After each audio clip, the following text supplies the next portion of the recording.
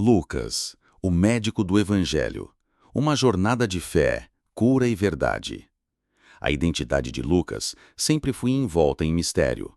Diferente de Pedro, João ou Mateus, ele jamais se refere diretamente a si mesmo em seus escritos, e raramente é mencionado por outros apóstolos. Ainda assim, foi um dos autores mais influentes de toda a fé cristã. Responsável pelo Evangelho que leva seu nome e pelo livro de Atos dos Apóstolos, Lucas escreveu, sozinho, quase um terço do Novo Testamento. Embora não tenha sido um dos 12 discípulos originais de Jesus, sua contribuição é imensurável. Ele não apenas registrou a vida e os milagres de Cristo, mas também acompanhou e documentou a expansão do cristianismo após a ressurreição. A história de Lucas é a história de um homem que, silenciosamente, moldou os alicerces da fé cristã. Tudo começa na cosmopolita cidade de Antioquia da Síria, uma das mais importantes do Império Romano. Um centro comercial, cultural e intelectual, onde judeus, gregos e romanos viviam lado a lado. É ali que, segundo a tradição cristã, nasceu Lucas. E é ali que ele recebeu uma formação incomum para um seguidor de Cristo. Lucas era médico, um estudioso da anatomia, da botânica, da filosofia. A Bíblia não relata detalhes da infância ou juventude de Lucas, mas sabemos que para se tornar médico naqueles tempos, era necessário anos de aprendizado rigoroso em centros de estudo como Alexandria ou Tarso. E foi essa formação meticulosa que moldou seu olhar atento. Seu evangelho é o mais longo, o mais detalhado, o mais sensível. Nele encontramos elementos que escapam aos olhos dos outros evangelistas, como quando descreve o suor de Jesus no Getsêmani como gotas de sangue, um fenômeno médico raro chamado hematidrose, causado por estresse extremo. Seu domínio da língua grega também o destaca. Enquanto outros evangelhos são simples e diretos, Lucas escreve como um verdadeiro historiador clássico. Sua introdução no capítulo 1 é clara. Investigou tudo cuidadosamente desde o princípio, consultando testemunhas oculares para oferecer um relato ordenado e confiável. Mas há outro aspecto que o torna único. Lucas era gentil, não judeu. Em Colossenses 4, Paulo distingue entre os da circuncisão, ou seja, judeus convertidos, e outros companheiros. Lucas não está entre os primeiros. Isso significa que ele foi provavelmente o único autor gentil do Novo Testamento. E talvez por isso, seu evangelho seja tão universal. Enquanto Mateus escreve para os judeus, mostrando Jesus como o cumprimento das profecias, Lucas mostra Jesus como o salvador de toda a humanidade. Destaca os pobres, as mulheres, os samaritanos, os marginalizados. Para ele, Jesus não veio apenas para Israel, mas para todos. Cada cura, cada parábola, cada gesto de compaixão é registrado com profunda empatia. Seu encontro com o cristianismo é um dos grandes mistérios. Ele não viu Jesus pessoalmente. Provavelmente se converteu mais tarde, ao ouvir os relatos dos apóstolos ou dos primeiros discípulos em Antioquia, a mesma cidade onde os seguidores de Cristo foram chamados de cristãos pela primeira vez. Mas a partir do momento em que abraça a fé, Lucas se entrega totalmente. Torna-se companheiro do apóstolo Paulo em diversas viagens missionárias. Sua presença começa a ser notada no livro de Atos, quando, subitamente, a narrativa muda da terceira para a primeira pessoa do plural. Nós partimos para a Macedônia.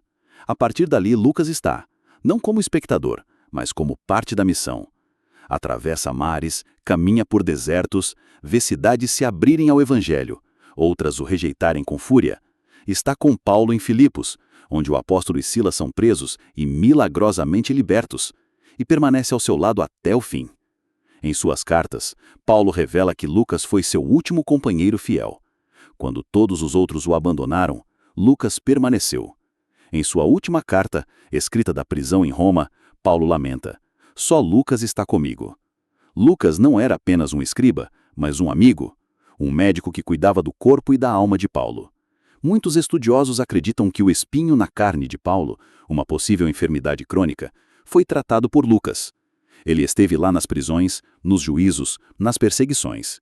E quando Paulo foi executado, Lucas ainda estava lá.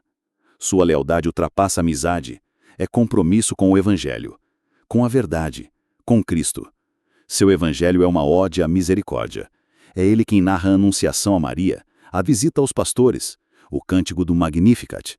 É nele que encontramos a ressurreição do filho da viúva de Naim. É em Lucas que vemos a pecadora ungir os pés de Jesus com lágrimas, que ouvimos a parábola do bom samaritano, onde o desprezado torna-se exemplo de amor. E é nele que encontramos o filho pródigo, aquele que volta e é recebido com festa. Lucas fala de perdão, de amor, de justiça social. Em sua obra, os últimos se tornam os primeiros, e os primeiros aprendem a se humilhar. Mas ele não parou aí. Seu segundo livro, Atos dos Apóstolos, é uma continuação direta do Evangelho. É a narrativa viva do que aconteceu após a ascensão de Jesus. Lucas mostra que a obra de Cristo não terminou, mas continua na Igreja. E o Espírito Santo se torna protagonista, guiando, transformando e impulsionando a missão. Ele descreve o Pentecostes com detalhes vívidos, línguas como de fogo, palavras em múltiplas línguas, a conversão de milhares. Narra o crescimento da Igreja, as perseguições, os milagres, o martírio de Estevão, o discurso ousado de Pedro, a expansão para o mundo gentil. É Lucas quem registra a dramática conversão de Saulo, aquele que perseguia os cristãos, mas que ao cair no caminho de Damasco, torna-se Paulo, o maior missionário da história. Lucas estava lá, em cada passo, em cada cidade, em cada oração. Como médico, como escritor, como amigo, como discípulo. O que aconteceu com ele depois da morte de Paulo permanece um enigma. O Novo Testamento silencia, mas as tradições sugerem que Lucas continuou a pregar. Alguns dizem que foi para Acaia, na Grécia, outros que seguiu para a Bitínia, atual Turquia. Uns afirmam que morreu enforcado, mártir, outros que morreu em paz, com idade avançada. Mas o fato é que seu legado permaneceu. Por séculos, suas palavras foram copiadas, lidas, veneradas. A Igreja Ortodoxa o reconhece como santo, padroeiro dos médicos e pintores. Há até uma lenda que diz que Lucas foi o primeiro a pintar um retrato da Virgem Maria. Verdade ou não, sua imagem está gravada para sempre na fé cristã. Lucas não buscou fama, não desejou holofotes, mas com sua pena curou almas, e com sua fidelidade iluminou séculos. Seus relatos continuam a inspirar, suas palavras ainda ecoam nos púlpitos, nos lares, nos corações. Lucas não viu Jesus com os olhos, mas o viu com o coração. E por isso, milhões de olhos enxergaram o Salvador através de sua escrita. Se inscreva no canal, deixe um like e compartilhe. Deixe nos comentários sua fé e devoção.